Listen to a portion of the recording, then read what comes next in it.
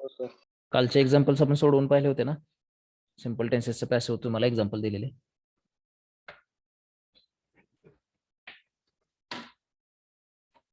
काल तुम्हाला दिलेले वर्ड वरती एक्झाम्पल दिले होते टाईप करून, मी ते सोडवलेले पण एक्झाम्पल सोडवून पाहिलेत का?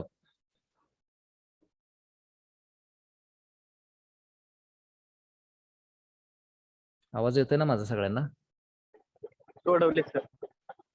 सोडवून पाहिलेत का आपण इथं? Yes sir. हो. ठीक आहे, तर आपण आता आज पुढचा जो पॅसिव्ह सेंटेन्सचा टाईप आहे त्याच्याकडे वळायचा आहे. सिम्पल टेन्सेसचं पॅसिव्ह झालेलं आहे, आता त्यानंतर कंटिन्युअस टेन्सचं पॅसिव्ह आहे, त्याकडे आपल्याला आज वळायचं आहे. तो टॉपिक आपल्याला पाहायचा आहे, सब टॉपिक.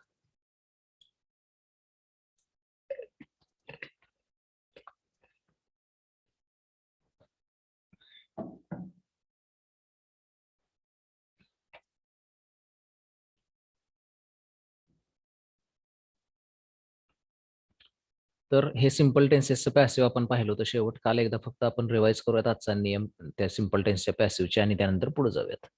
तर बघा, सिम्पल टेन्सचं पॅसिव्ह करत असताना सब्जेक्ट आणि ऑब्जेक्ट शोधायचा आहे वाक्याचा.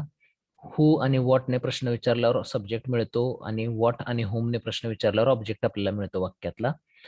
त्यानुसार आपण वाक्यातलं सब्जेक्ट आणि ऑब्जेक्ट शोधायचं आहे. त्यानंतर पॅसिव्ह सेंटेन्सची सुरुवात मिळालेल्या ऑब्जेक्टनं करायची आहे.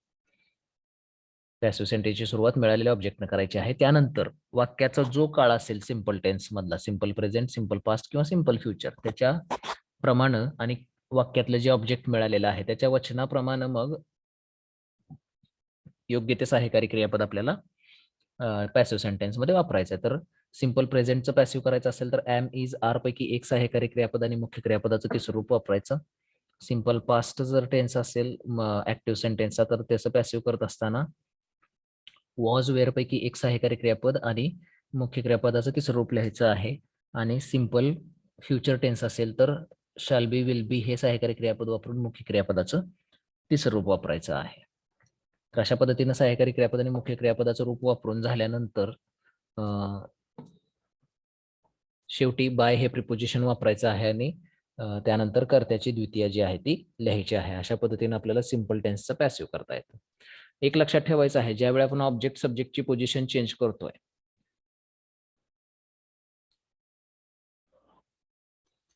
त्यावेळी सब्जेक्ट पोझिशनवरून ऑब्जेक्ट पोझिशनला जाणाऱ्या शब्दाची केस बदलायची आहे, प्रोनाउनची केस बदलायची आहे. सब्जेक्टिव्ह केस असेल तर ते ऑब्जेक्टिव्ह करायची आणि ऑब्जेक्ट पोझिशन पासून जर एखादा प्रोनाउन सब्जेक्ट पोझिशनला जात असेल तर त्याची सुद्धा केस जी आहे ती चेंज करायची आहे, ऑब्जेक्टिव्ह पासून सब्जेक्टिव्ह पर्यंत. हेच नेहमी हा नियम कॉमन आहे सगळ्यासाठी आणि तो लक्षात ठेवायचा आहे. तर त्यानंतर आपण सिम्पल टेन्सचं पॅसिव्ह करताना वाक्याचं जे काही रचना आहे ती सुद्धा पाहिलेली आहे. सुरुवात वाक्याची ऑब्जेक्टनं करायची, त्यानंतर ऑब्जेक्टच्या वचनानुसार आणि काळानुसार योग्य ते सहाय्यकारी क्रियापद वापरायचं, त्यानंतर मुख्य क्रियापदाचं तिसरं रूप वापरायचं, त्यानंतर बाय हे प्रिपोजिशन वापरून शेवटी कर्त्याची द्वितीय लिहायची. तर अशा प्रकारे सिम्पल टेन्सचं पॅसिव्ह जे आहे ते आपल्याला करता येतं. त्याचे हे एक्झाम्पल्स आपण काल पाहिले होते आणि याच्या बरोबरच ऍडिशनल एक्झाम्पल्स मी तुम्हाला सोडवायला दिले होते, ते आपण काल पाहिलेले आहेत. तर आज आता आपण पुढच्या प्रकारच्या पॅसिव्ह सेंटेन्सकडे जायचं आहे. त्याचा टायटल आहे passive voice of progressive tenses, चालू काळांचं पॅसिव्ह.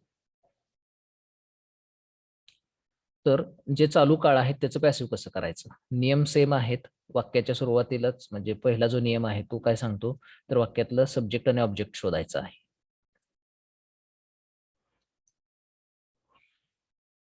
कर्ता आणि कर्म शोधायचं आहे. त्यानंतर जे ऑब्जेक्ट आपल्याला मिळतं त्यानं पॅसिव्ह सेंटेन्सची सुरुवात करायची आहे. त्यानंतर योग्य ते सहाय्यकारी क्रियापद वापरायचं आहे. आता चालू काळांचं सहाय्यकारी क्रियापद कोणतं वापरायचं आहे ते बघा इथं. तिन्ही चालू काळ इथं आपण घेतलेले आहेत, progressive present tense, progressive past tense आणि प्रोग्रेसिव्ह फ्युचर टेन्स. त्याचं ऍक्टिव्ह क्रियापद कसं असतं, प्रेझेंट प्रोग्रेसिव्हचं कसं असतं बघा, एम, इज, आर प्लस क्रियापदाला एनजी प्रत्यय असतो. पास्ट प्रोग्रेस म्हणजे कंटिन्युअस पास्ट टेन्स जो आहे त्याचं वॉज, वेअर प्लस क्रियापदाला एनजी प्रत्यय असतो आणि कंटिन्युअस फ्युचरचं शॅल बी, विल बी आणि क्रियापदाला एनजी प्रत्यय असतो. मग कंटिन्युअस प्रेझेंट टेन्सचं पॅसिव्ह करत असताना एम, इज, आर पैकी एक सहाय्यकारी क्रियापद वापरायचं. त्यानंतर मुख्य क्रियापदाचा एनजी प्रत्यय काढायचा आणि तो बी ला लावायचा, तिथं बीइंग वापरायचा. त्यानंतर मुख्य क्रियापदाचं तिसरं रूप लिहायचं, म्हणजे सहाय्यकारी क्रियापद एम, इज, आर आणि बीइंग वापरायचं आहे आणि मुख्य क्रियापदाचं तिसरं रूप. त्याचप्रमाणे चालू भूतकाळाचं वॉज वेअर हे सहाय्यकारी क्रियापद वापरायचं. मुख्य क्रियापदाचा आयएनजी हा बी ला लावायचा, बीइंग करायचं आणि मुख्य क्रियापदाचं तिसरं रूप वापरायचं. आता चालू भविष्य काळाचं पॅसिव्ह जे आहे ते होतं, ग्रामॅटिकली ते पॉसिबल आहे, परंतु ते वापरत नसल्यामुळे आपण इथं ते अभ्यासणार नाही आहोत. चालू भविष्य काळाचं पॅसिव्ह जे आहे ते ग्रामॅटिकली व्याकरणदृष्ट्या करता येतं आपल्याला, परंतु ते वापरत नसल्यामुळे आपण त्याचं पॅसिव्ह पाहणार नाही आहोत. तर अशा पद्धतीनं am, is, are, was, were आणि बीइंग हे सहाय्यकारी क्रियापद वापरायचे आहेत चालू काळामध्ये आणि मुख्य क्रियापदाचं तिसरं रूप वापरायचं. मुख्य क्रियापदाचं तिसरं रूप वापरून झाल्यानंतर बाय हे प्रिपोजिशन वापरायचं आहे आणि बाय या प्रिपोजिशन नंतर शेवटी कर्त्याची द्वितीय जी आहे ती लिहायची आहे. तर अशा पद्धतीनं चालू काळांचं पॅसिव्ह जे आहे ते आपल्याला करता येतं. लक्षात आलंय? नियम तेच आहेत, नियम कॉमन आहेत. लक्षात आले का?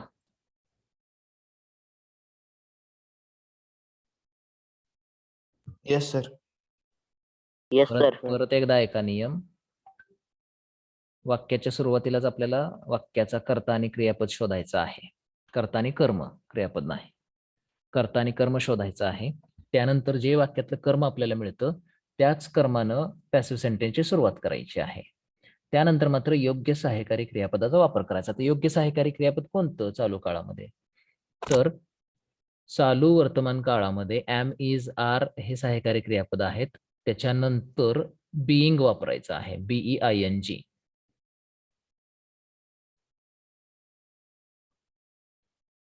एम, इज, आर त्याच्यानंतर बीइंग वापरायचं आहे. त्यानंतर क्रियापदाचं तिसरं रूप चालू वर्तमान काळामध्ये. चालू भूतकाळाचं पॅसिव्ह करत असताना वॉज, वेअर प्लस बीइंग वापरायचं आहे आणि त्यानंतर मुख्य क्रियापदाचं तिसरं रूप, मुख्य क्रियापदाचं तिसरं रूप पास्ट पार्टिसिपल असं त्याला म्हटलं जातं. आणि चालू भविष्य काळाचं पॅसिव्ह जे आहे ते ग्रामॅटिकली आपल्याला करता येतं, परंतु ते वापरामध्ये नसल्यामुळे आपण ते इथं अभ्यासणार नाही आहोत. तर अशा प्रकारे सहाय्यकारी क्रियापद कोणती वापरायची ही तिथं आपल्याला लक्षात आलेलं आहे. तर सहाय्यकारी क्रियापद वापरत असताना जे कर्म आपण वाक्याच्या सुरुवातीला लिहिले त्याच्या वचनाप्रमाणे आणि वाक्याच्या काळाप्रमाणे योग्य ते सहाय्यकारी क्रियापद वापरायचं आहे. सहाय्यकारी क्रियापद वापरून झाल्यानंतर मुख्य क्रियापदाचं तिसरं रूप लिहायचं आहे. मुख्य क्रियापदाच्या तिसऱ्या रूपानंतर असेल तर राहिलेला भाग लिहा, नसेल तर बाय हे प्रिपोजिशन वापरायचं आहे आणि बाय या प्रिपोजिशन नंतर सगळ्यात शेवटी जो वाक्याचा कर्ता आहे त्याची द्वितीय लिहायची आहे. तर त्याची वाक्यरचना बघा. वाक्याची सुरुवात ऑब्जेक्ट न करायची, त्यानंतर am, is, are, was, were पैकी एक सहाय्यकारी क्रियापद वापरायचं, त्यानंतर बीइंग हा शब्द लिहायचा आहे, मुख्य क्रियापदाचं तिसरं रूप लिहायचं आहे, त्यानंतर बाय हे प्रिपोजिशन लिहून कर्त्याची द्वितीय लिहायची आहे. तर ऑब्जेक्ट आणि सब्जेक्ट याची पोझिशन चेंज करताना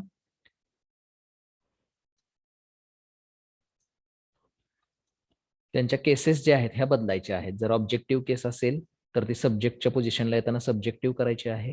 सब्जेक्टिव्ह केस असेल ऑब्जेक्ट पोझिशनला जात असताना ऑब्जेक्टिव्ह करायची आहे. While changing positions of subject and object their cases should be changed. म्हणजेच काय तर सब्जेक्टिव्ह टू ऑब्जेक्टिव्ह किंवा व्हाईस वर्सा. सब्जेक्ट ऑब्जेक्टची जागा चेंज करत असताना त्यांची केसेस ज्या आहेत त्या चेंज करायच्या. त्यांच्या प्रथम आणि द्वितीय ह्या चेंज करायच्या. जर सब्जेक्ट असेल ते प्रथमेच्या स्वरूपात असतं, ऑब्जेक्ट पोझिशनला जाताना त्याचं द्वितीयच्या स्वरूपात रूपांतर करायचं. ऑब्जेक्ट असेल सब्जेक्ट पोझिशनला येत असेल तर ते द्वितीयच्या स्वरूपात असतं, त्याचं प्रथमेच्या स्वरूपात रूपांतर करायचं. लक्षात आले नियम परत एकदा सांगितलेले? हो सर. Yes sir. आता आपल्याला त्याचे सेंटेन्स पाहायचे आहेत. तर आय एम प्लेइंग क्रिकेट असं वाक्य. आता तेच सेंटेन्सेस मुद्दामून का घेतलेत तर आपल्याला लक्षात येतात, म्हणून आपण तेच सेंटेन्सेस घेतलेले आहेत. तर या वाक्यामध्ये एम प्लेइंग याच्यावरून आपल्याला काळ लक्षात येईल वाक्याचा. एम आहे म्हणजे हे प्रेझेंट टेन्स मध्ये वापरलं जातं आणि ING आहे म्हणजे कंटिन्युअस आहे. म्हणजे या वाक्याचा काळ कंटिन्युअस प्रेझेंट टेन्स आहे. टेन्स ओळखला पहिल्यांदा, त्यानंतर आपल्याला काय करायचं आहे सब्जेक्ट आणि ऑब्जेक्ट शोधायचा आहे. हु इज प्लेइंग क्रिकेट? काय उत्तर मिळेल? आय. आय. आणि व्हॉट एम आय प्लेइंग? काय उत्तर मिळेल? क्रिकेट. आता व्हॉटने प्रश्न विचारल्यावर आपल्याला ऑब्जेक्ट मिळाला, त्याच ऑब्जेक्टनं आपण काय केलं वाक्याची सुरुवात केली. आता सहाय्यकारी क्रियापद आपल्याला वापरायचं आहे. क्रिकेट हे एकवचनी असल्यामुळे आपण एम, इज, आर पैकी कोणतं वापरू? इज. इज. तर इथं इज वापरलेला आहे. आता हे चालू काळाचं पॅसिव्ह आहे हे दाखवण्यासाठी आपल्याला बी ला आयएनजी प्रत्यय लावावा लागतो. चालू काळाचं पॅसिव्ह आहे त्यामुळे आपल्याला बी ला आयएनजी प्रत्यय लावावा लागतो आणि त्याचं वाक्य असं होतं क्रिकेट इज बीइंग. आता मुख्य क्रियापदाचा आयएनजी प्रत्यय निघून गेला आणि तो बी ला आला. मग राहिलेले जे प्ले हे मुख्य क्रियापद आहे याचं तिसरं रूप लिहायचं आहे. इथं प्लेड लिहिलं. इतर भाग नसल्यामुळे आपण बाय हे प्रिपोजिशन लिहिलं आणि आय हा जो फर्स्ट पर्सन प्रोनाउन आहे, फर्स्ट पर्सन सिंग्युलर, त्याची आपण काही केलेली आहे द्वितीय लिहिली आहे मी. लक्षात आलं?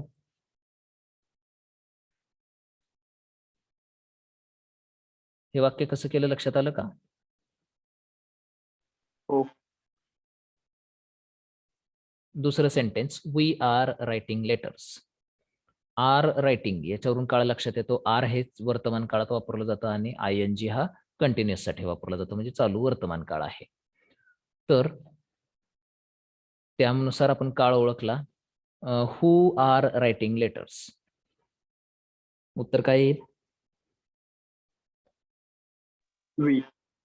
वी असं उत्तर येईल. आणि व्हॉट आर वी रायटिंग?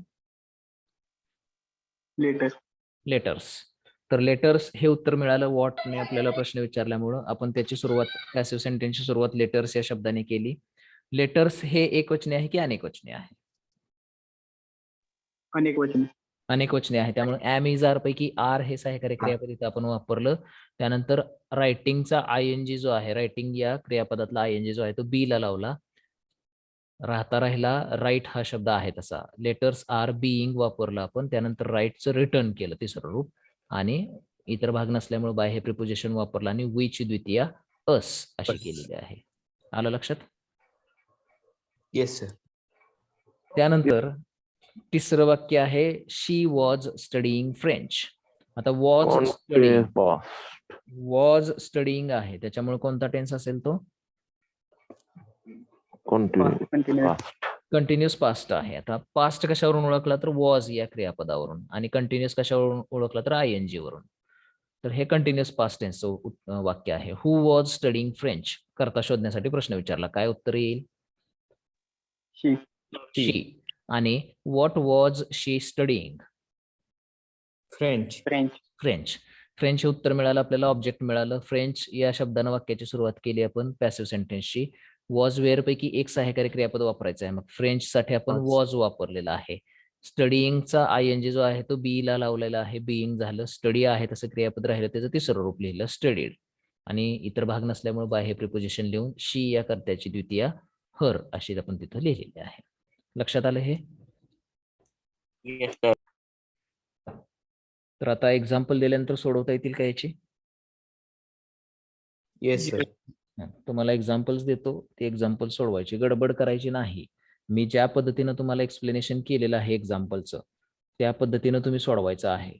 येतंय म्हणून गडबड करू नका. बऱ्याच वेळा असं होतं ग्रामरची वाक्य मला येतात आणि काय अभ्यासण्याची किंवा हे करण्याची गडबड नाही, अशामध्ये काही वाक्य आपली चुकतात 100%. त्यामुळे गडबड करायची नाही.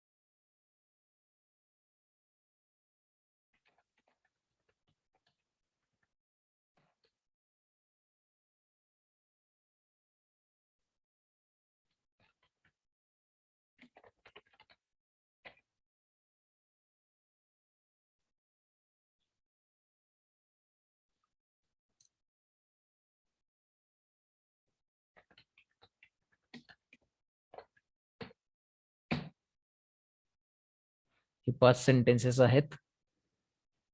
वाक्यातला काळ पहिल्यांदा आयडेंटिफाय करायचा, त्यानंतर कर्ता शोधायचा, कर्म शोधायचं, त्यानंतर कर्मानं वाक्याची सुरुवात करायची, त्यानंतर सहाय्यकारी क्रियापद योग्य कोणतं वापरायचं ते बघायचं, त्यानंतर बिईंग हा शब्द वापरायचा, त्यानंतर राहिलेल्या मुख्य क्रियापदाचं तिसरं रूप लिहायचं, त्यानंतर असेल तर पूरक भाग लिहा, नसेल तर बाय हे प्रिपोजिशन वापरून कर्त्याची द्वितीया लिहा. या स्टेपने सगळे वाक्य सोडवायचे शांतपणे, न गडबड करता. लक्षात आलंय? आणि तुम्हाला 11:22 झालेले आहेत, तर 11:22 म्हणजे 11:30 पर्यंतचा वेळ आहे हे वाक्य सोडवण्यासाठी. 8 मिनिटाचा वेळ आहे. फार होतात असं वाटत नाही 8 मिनिटं. 8 मिनिटं कमी पडतील. व्यवस्थित शांत डोक्यानं सोडवायचं. परंतु 11:30ला बरोबर मी तुम्हाला विचारेन वाक्याची उत्तरं. आणि मी प्रश्न विचारेन, त्या प्रश्नाचं उत्तर तुम्ही द्यायचं आहे. काल जसं आपण केलं त्या पद्धतीनं. तर सोडवायला घ्या. सोडवून झाल्यावर सांगा.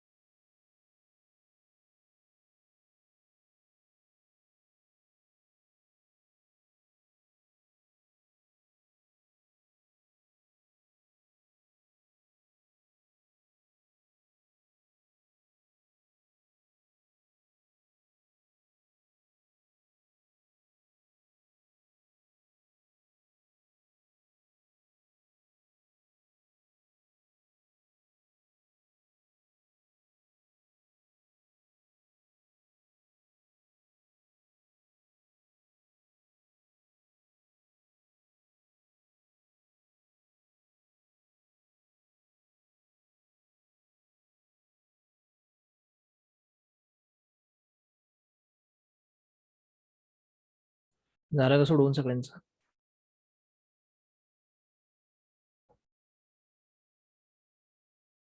झालं का सोडवून? हो. सांगा पहिल्या वाक्यातला काळ कोणता आहे?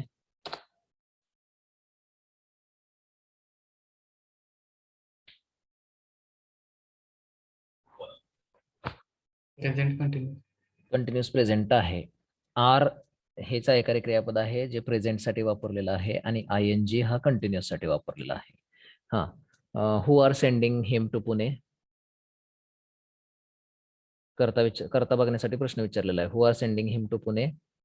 दे हा करता मिळाला. आणि आता कर्म कसं शोधलं सांगा. कर्म काय आहे वाक्यातलं?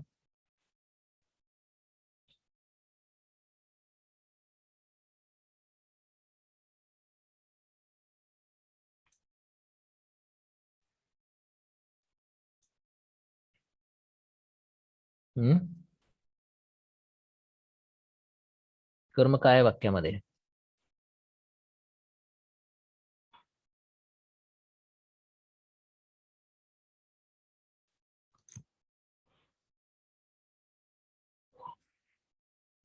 कर्म माहित नाहीये का? शोधता आलं नाही?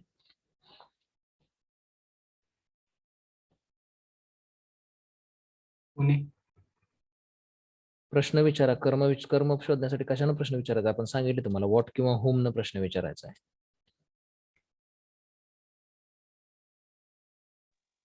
Who they are sending. Him. whom they are sending to Pune. हिम हे उत्तर मिळालं. हिम या उत्तरानं आपल्याला पॅसिव्ह सेंटेन्सची सुरुवात करायची आहे. हिम हे कर्म आहे. आता ते द्वितीयच्या स्वरूपात आहे. ज्यावेळी ते कर्त्याच्या जागी येईल त्यावेळी ते प्रथमेच्या स्वरूपात येईल. हिमचं प्रथमा काय आहे? ही आर सेंडिंग आहे. मग ही काय येईल? ॲमेझार पैकी इज. त्यानंतर आपल्याला कंटिन्युअस टेन्सचं पॅसिव्ह मध्ये बी ला ING वापरायला सांगितलंय. बीइंग. सेंडचं तिसरं रूप सेंट. आता सेंट इथं ऍडिशनल पार्ट आहे, पूरक भाग आहे, त्यामुळे टू इथं वापरायचा आहे. टू पुणे. त्यानंतर बाय हे प्रिपोजिशन. बाय आणि देची द्वितीया देम. अशा पद्धतीने हे वाक्य करायचं आहे. आलं का लक्षात? हो. पुढचं वाक्य सांगा. पुढच्या वाक्यातला काळ कोणता आहे? Simple past. Continuous past. आपण सिंपलचं टेन्सचं पॅसिव्ह संपलेलंच आहे आपलं. सिंपल कसं काय जात आहे तुम्ही सिंपलकडे? काय कळलं ना मला. सिंपलचं पॅसिव्ह संपलंय आपलं. कंटिन्युअसचं पॅसिव्ह चालू आहे. कोणतं पॅसिव्ह आहे? कोणतं टेन्स आहे? पास्ट कंटिन्युअस आहे. वॉज वरून ओळखलं पास्ट आहे आणि ING वरून ओळखलं कंटिन्युअस आहे. करता कोणता आहे याच्यामध्ये?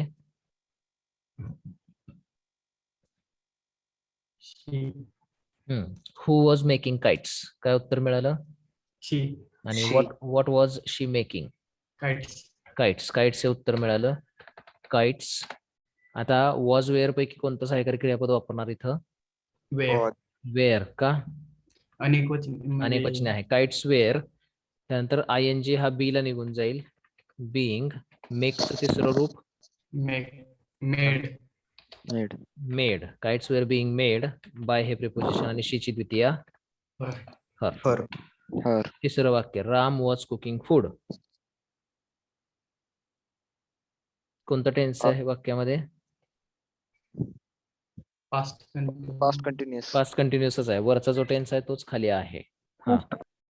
करता काय आहे वाक्यामध्ये?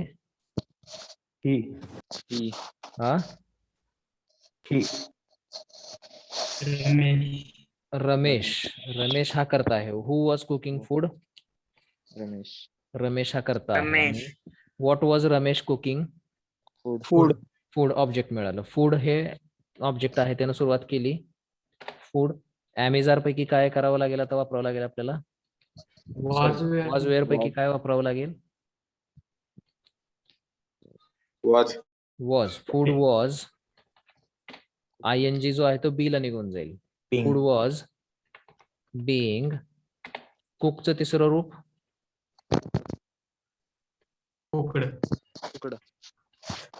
Food was being cooked. इतर भाग नसल्यामुळे बाय हे प्रिपोजिशन him. वापरलं आणि रमेशला रमेश आहे तसं. सर तिथे वेळ येणार नाही. फूड वेअर कसं येईल? फूड हे अन्न, अन्न म्हणतो आपण त्याला, एक वचनी आहे. Next, Geeta is typing an application. कोणता टेन्स आहे? गीता. टेन्स कोणता आहे? गीता आहे प्रेझेंट कंटिन्युअस. प्रेझेंट कंटिन्युअस आहे. इज हा प्रेझेंट साठी वापरलाय आणि आयएनजी हा कंटिन्युअस साठी वापरलेला आहे. कर्ता काय आहे वाक्यामध्ये? गीता. आणि कर्म काय आहे? An application. An application. An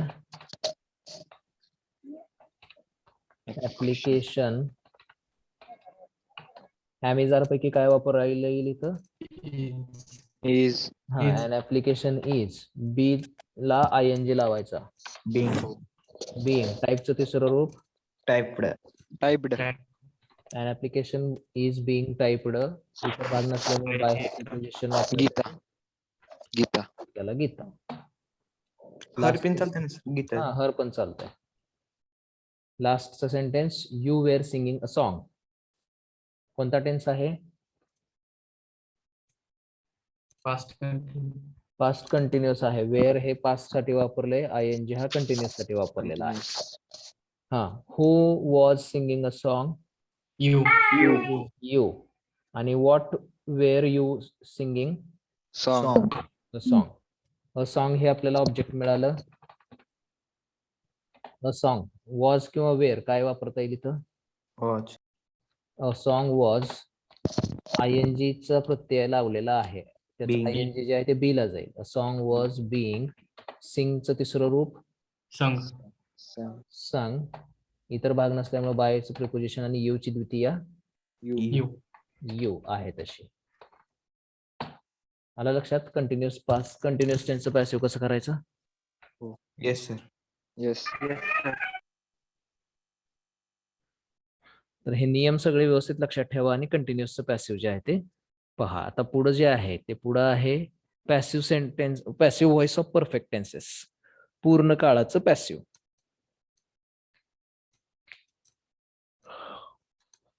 नियम तेच आहेत. पहिला नियम जो आहे तो सब्जेक्ट आणि ऑब्जेक्ट शोधण्याचा आहे. Find the subject and object of sentence. वाक्यातील कर्ता आणि कर्म शोधा. दुसरा नियम आहे put the object in the beginning of passive sentence as subject. मिळालेल्या ऑब्जेक्टनच पॅसिव्ह सेंटेन्सची सुरुवात करा. त्यानंतर use appropriate auxiliary verb as per the tense. आणि वाक्याच्या काळानुसार योग्य ते सहाय्यकारी क्रियापद वापरा. आता वाक्याच्या काळानुसार योग्य ते सहाय्यकारी क्रियापद कोणतं वापरायचं बघा. पूर्ण वर्तमान काळ असेल तर त्याच्यामध्ये हॅव हॅज आणि क्रियापदाचं तिसरं रूप असतं. त्याचं हॅव हॅज पैकी एक सहाय्यकारी क्रियापद प्लस BEEN वापरायचं आहे, बीन. आणि मुख्य क्रियापदाचं तिसरं रूप. परफेक्ट पास्ट टेन्स मध्ये हॅड प्लस क्रियापदाचं तिसरं रूप असतं. त्याचं पॅसिव्ह करत असताना had plus BEEN been plus क्रियापदाचं तिसरं रूप वापरायचं असतं. आणि परफेक्ट फ्युचर टेन्स मध्ये शॅल विल हॅव आणि क्रियापद तिसरं रूप असतं. परंतु परफेक्ट फ्युचर टेन्सचं पॅसिव्ह सुद्धा व्याकरणदृष्ट्या करता येतं, परंतु वापरात नसल्यामुळे आपण ते पाहणार नाही आहोत. तर have has had plus BEEN plus क्रियापदाचं तिसरं रूप असं त्याचं हे आहे पॅसिव्हचं. तर ते क्रियापदाचं तिसरं रूप लिहून झाल्यानंतर बाय हे प्रिपोजिशन वापरा. असेल तर एक्स्ट्रा पार्ट वापरा, नसेल तर बाय हे प्रिपोजिशन वापरून शेवटी कर्त्याची द्वितीय लिहायची आहे. नियम तेच आहेत, सेम आहे. त्याची वाक्यरचना आता बघा कशी आहे. परफेक्ट टेन्सच्या पॅसिव्हची सुरुवातीला ऑब्जेक्ट लिहायचा आहे. त्यानंतर वाक्याचा काळ जो कोणता परफेक्ट टेन्स असेल तो परफेक्ट टेन्सनुसार योग्य ते सहाय्यकारी क्रियापद वापरायचा आहे. त्यानंतर BEEN बीन वापरायचं आहे परफेक्ट टेन्सचं पॅसिव्ह दाखवण्यासाठी. त्यानंतर मुख्य क्रियापदाचं तिसरं रूप वापरायचं आहे. त्यानंतर बाय हे प्रिपोजिशन वापरून सब्जेक्ट वापरायचा आहे. या सब्जेक्ट आणि ऑब्जेक्टची पोझिशन चेंज करत असताना त्यांच्या केसेस ज्या आहेत ह्या बदलायच्या आहेत. त्यांचे स्वरूप जे आहेत प्रथमा द्वितीय हे बदलायचे आहेत. नियम तेच आहेत, फक्त BEEN बीनचा वापर जो आहे तो पॅसिव्ह सेंटेन्ससाठी करायचा आहे परफेक्टच्या. अलग लक्षात? Yes sir. Yes sir. तर त्याचं पॅसिव्ह कसं केलेलं आहे बघा. पॅसिव्ह ऑफ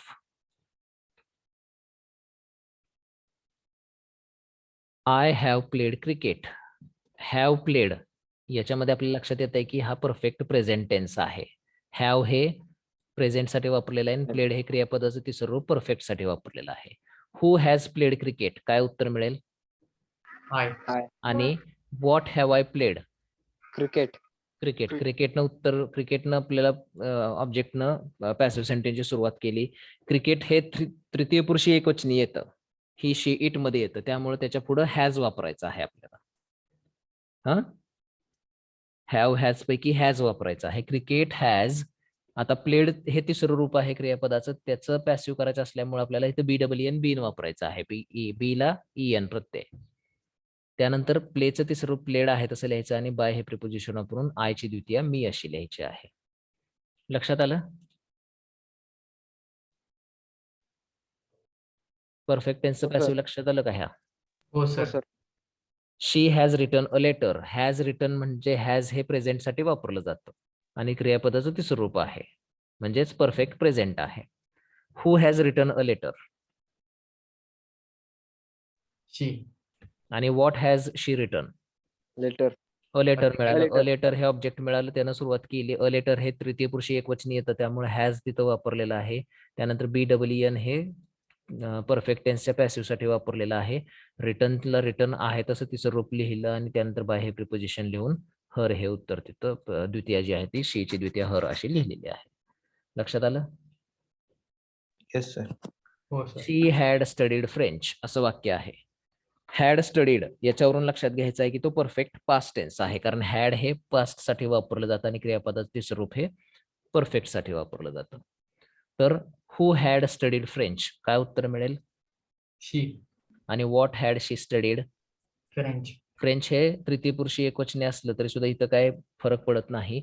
हॅड हे एकच सहाय्यकारी क्रियापद जे आहे ते परफेक्ट टेन्स मध्ये वापरलं जातं, त्यामुळे तेच आहे तसं वापरायचं आहे. फक्त हॅड स्टडीडच्या मध्ये BEEN बीन वापरायचं आहे.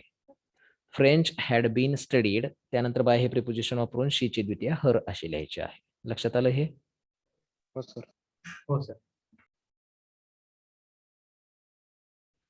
तर तुम्हाला 2 वाक्य देतो, परफेक्ट प्रेझेंट परफेक्ट पास्टची. त्याचं पॅसिव्ह बघा कसं करताय.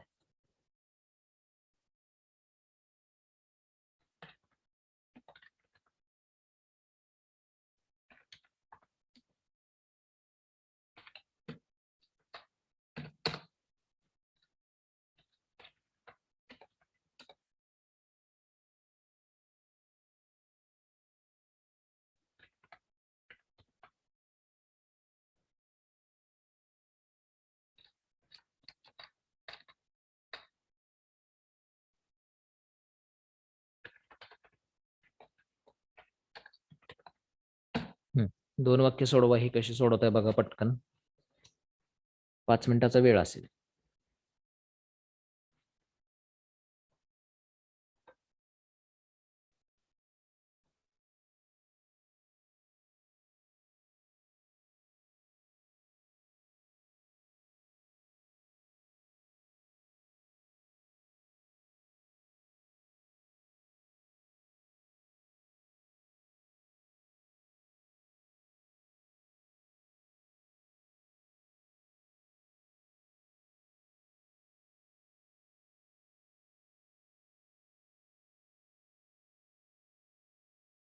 झाले.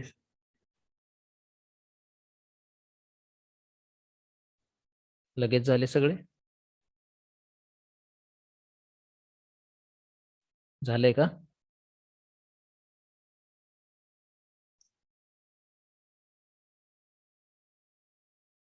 सोडवून झाले का सगळ्यांचं? हो सर. हो सर. पहिलं वाक्य आहे we have called him. Have called हे परफेक्ट प्रेझेंटचं स्वरूप आहे. Who have called him? We. We. आणि whom have we called? Him. Him आहे ते कशाची द्वितीय आहे? ही. ही. आता ही नंतर काय करायचं? हॅव का हॅज वापरायचं? काय वापरायचं? हॅज. हॅज. त्यानंतर परफेक्टचं पास्ट प्रेझेंट परफेक्टचं पॅसिव्ह करायचं असल्यामुळे बीन वापरायचं. Have been called. कॉल. त्यानंतर इतर भाग By. नसल्यामुळे बाय आणि Us. वीचं Our. अस. बस. They had filed a case. Who had filed a case? They. They. आणि what had they filed? A case. Okay. Case object मिळालं. हॅडला हॅड तसंच लिहायचं आहे. BEEN बीन वापरायचं. फाईल्ड आहे तसं वापरायचं. बाय हे By, प्रिपोजिशन देची द्वितीया. them. them. सोपा एक आहे परफेक्टचा पॅसिव्ह सुद्धा. हो. तर अशा पद्धतीने आपण 2 पॅसिव्ह आज पाहिलेले आहेत, कंटिन्युअस टेन्सचं पॅसिव्ह आणि परफेक्ट टेन्सचं पॅसिव्ह. लक्षात आलंय? कंटिन्युअस टेन्सचं आणि परफेक्ट टेन्सचं पॅसिव्ह आपण इथं पाहिलेलं आहे.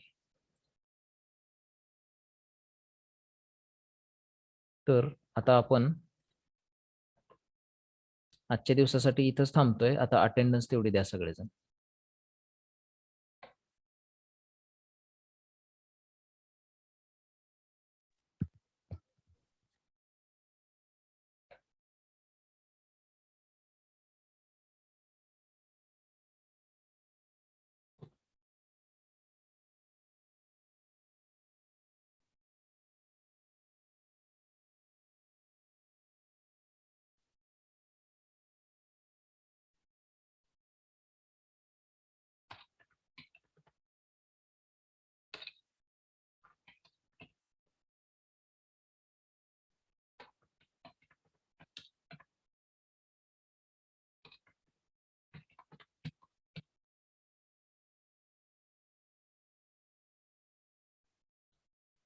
प्रेझेंट द्या. Dubal Mangesh, present. Hakim Jabbar, present sir. Lendwe Swapnil. Present sir. काल कुठं होतात लेंडवे? सर काम होतं. काय नाही, काम वगैरे करायचं नाही. लेक्चरला महत्वाचं आहे आपलं. आता परीक्षा तुमची जवळ आली. 23-24 तारखेला तुमची युनिट टेस्ट आहे, लक्षात ठेवा सगळेजण. हा. Shinde Ashish, Present, sir. Bachute Ratnadeep, Present, sir. भगवान Sahil, present sir. Hake Avinash, present sir. Joglekar Sarthak, present sir. Lengare Arjun, Present, sir. Shinde Om Shashikant, Present. Chavan Balkrishna, present sir. Kamble Prathamesh, Yadav Prem, Kamble Vishwajit, Lonawale Ajit, Yes, sir. Kale Suhas, present sir. Jadhav Sanket, Kendale Prathamesh. Jadhav Sanket present आहे सर. जाधव काल कुठं होतात? सर जरा ते बाहेर काम होत्या मोबाईल. नाही नाही, जायचं नाही बाहेर. कसलंही काम असलं तरी आपल्या लेक्चरच्या टायमिंग मध्ये जायचं नाही अजिबात. कोळेकर हा. रोहित, राज प्रेझेंट आहे. कोळेकर रोहित, शेळके ज्ञानदीप, थोरे आणि Siddh, Mohite Rohit, Dhotre Rushikesh, Present, sir. Gore Vishwas, present sir. Bhosale Saurabh, sir. Pandhare Aviraj, present sir. Tamboli Imran, present sir. Patil Chaitanya, Present, sir. Shendge Bhanudas, Patil Pavan. Present sir. Patil काल कुठं होतात? सर ते मुंबईला गेलो होतो, गाडीत होतो. जायचं नाही किंवा पटकन यायचं. आपलं 8 तारखेला लेक्चर आहे म्हणजे तयारी पाहिजे आपली. Purvaj Soham, yes sir. Sanket Sutar, present sir. Lokare Vaishnav, Tekale Yash. Yes sir. Tekale काल कुठं होतात? सर काल अटेंड झालं नाही लेक्चर. बर. बाकीचे सुद्धा लक्ष ठेवा. तुमचे ते डॉक्युमेंट याची यादी आलेली आहे. काही विद्यार्थ्यांचे डॉक्युमेंट अपूर्ण आहेत, त्यामुळे लेक्चर सोडायचं नाही लगेच अटेंडन्स झाली की. पुन्हा कुणाची नाव आहे ते सांगणार आहे मी आता. जाधव शुभम,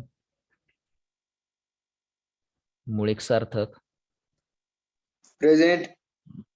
जाधव वैभव, डोंगरे दिग्विजय. Present sir. काल कुठं होता डोंगरे? सर मोबाईल नव्हता, मोबाईल नेट करायला टाकलेला. मोरे संजय, दुधाळ स्वप्नील. Yes sir. दुधाळ कुठं होता काल? कामच सर जरा बाहेर गेलो. नाही जायचं नाही लेक्चरच्या टायमिंग मध्ये. दाणे का नाही या? Yes sir. कुठं होता दाणे काल? काल सर सोलापूरला गेलतो ये लागलो.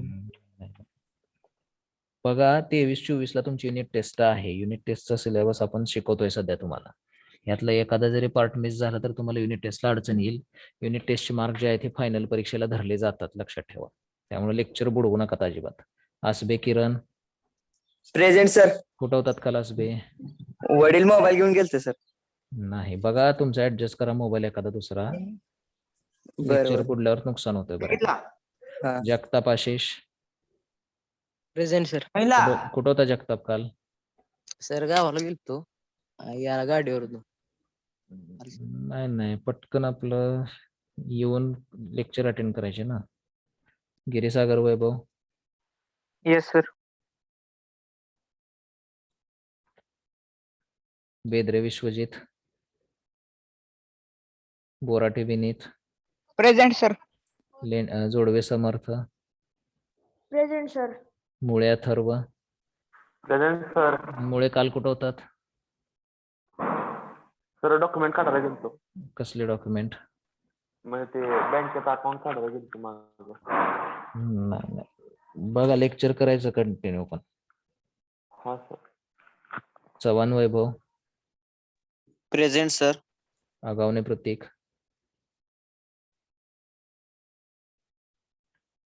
Pawar Sahil. Present sir. Pawar Shrinath. Present sir. Shrinath Pawar ते किती 2 कंटिन्युअस लेक्चर ऍबसेंट आहे. एकला नव्हतात, काल नव्हतात. कुठं होतात? सर आधार येतो. साळुंखे अवधूत. चव्हाण प्रथमेश. Yes sir. चव्हाण कुठं? 1 तारखेला नाही, काल नाही. कुठं होतात?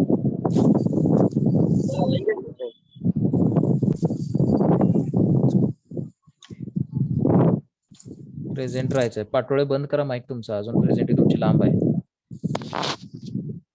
माने अथर्व. पिसे सनी. Present sir. कुठं होतात पिसे? सर काल दवाखान्यात गेलतो बाहेर. आणि 1 तारखेला? 1 तारखेला होतो की मी सर. ऍबसेंट 1 तारखेला तुमची. Janjane Nagesh. Dongre Sudarshan. Yes sir. Gaikwad Abhijit. Present sir. Gaikwad आज तुम्ही प्रेझेंट आहे इतक्या दिवसात.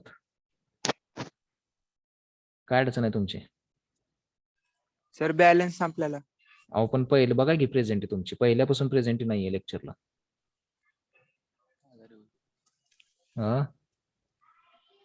बॅलन्स संपलं सर काल टाकलं. हो पण आपण प्रेझेंटी घ्यायला 11 नोव्हेंबर पासून 11 ऑक्टोबर पासून चालू केली आहे. तुमची आज प्रेझेंटी दिसते फक्त. एवढे दिवस बॅलन्स नव्हता का? होता ना सर. मग का लेक्चर जॉईन केलं नाही तितके दिवस?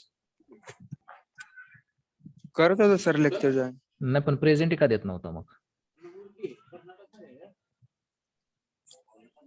इथं दिसतंय का तुमच्या नावासमोर? स्क्रीन प्रेझेंट केली तेवढ्यासाठी. बघा इथं हे इथून प्रेझेंटी घ्यायला चालू केली आहे. इथे ऍबसेंटीज आहे सगळी. ही ब्लँक आहे म्हणजे ऍबसेंटी आहे. तुमची प्रेझेंटीज मांडली गेलेली नाहीये.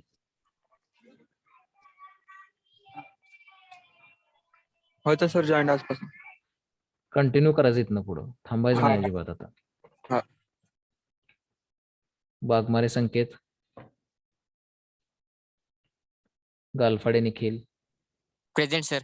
शिंदे ओम यशवंत. बोडके गौरव.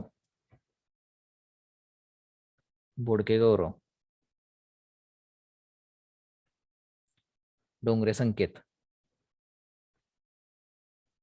मामुरे Shubham. Present sir. Patole Swapnil. Present sir. काल कुठं होता पाटोळे? काल कुठं होतात पाटोळे? सर बाहेर गावी होतो सर. नाही जॉईन करायचं ना लेक्चर पटकन मग. हा सर ठीक आहे. दहाने निखिल. डहाणे निखिल. ठीक आहे. तुमची यादी वाचतोय, विद्यार्थ्यांची नावं, त्यांची डॉक्युमेंट काय राहिलेले आहेत ते डॉक्युमेंट जमा करायचे कॉलेजमध्ये आणून. प्रेझेंट राहिली कोण? शेळके ज्ञानदीप. आता एवढा वेळ काय थांबला होता, कशासाठी थांबला होता? मी आता सर, माझा नंबर झाला. उद्यापासून मी अशी डबल प्रेझेंटी घेणार नाही आता इथनं पुढं. ज्यावेळी प्रेझेंटी घेतो त्यावेळेस द्यायची. मी आता परत सेपरेट प्रेझेंटी मांडणार नाही दुसऱ्या वेळा, लक्षात ठेवा. कोळेकर रोहित आहे का? कोळेकर रोहित ऍबसेंट आहे. सुतार संकेत, आहे सर प्रेझेंट. तुमचं 10वीचं मार्कशीट जमा करायचं राहिले ओरिजिनल. Okay sir. जमा करा कॉलेजमध्ये आज किंवा उद्या 2 दिवसात. जाधव सुकांक्षा येल आहेत. पांढरे अविराज. Hello sir. पांढरे अविराज, तुमचं 10वीचं मार्कशीट राहिलेलं आहे, जमा करायचंय कॉलेजमध्ये लगेच. हा सर. गायकवाड अभिजित, हा सर. तुमचा LC राहिलाय, शाळा सोडल्याचा दाखला जमा करायचा, ओरिजिनल दाखला. बरोबर. ठीक आहे. तुमच्या विद्यार्थी डिव्हिजन मधले आणि चव्हाण सानिका दत्तात्रय IT चे. ठीक आहे. तुमच्या डिव्हिजन मधले एवढेच आहेत, एवढ्या सगळ्यांनी आता सांगितलेल्यांनी डॉक्युमेंट जमा करायचे. कोळेकर कुणाचं ओळखीचा असेल, रोहित सर्जेराव कोळेकर, तर त्यालाही सांगा त्याचा LC राहिलेला आहे. ठीक आहे. आजचं लेक्चर आपलं इथंच थांबतंय. पुढचं लेक्चर कोणाचं आहे?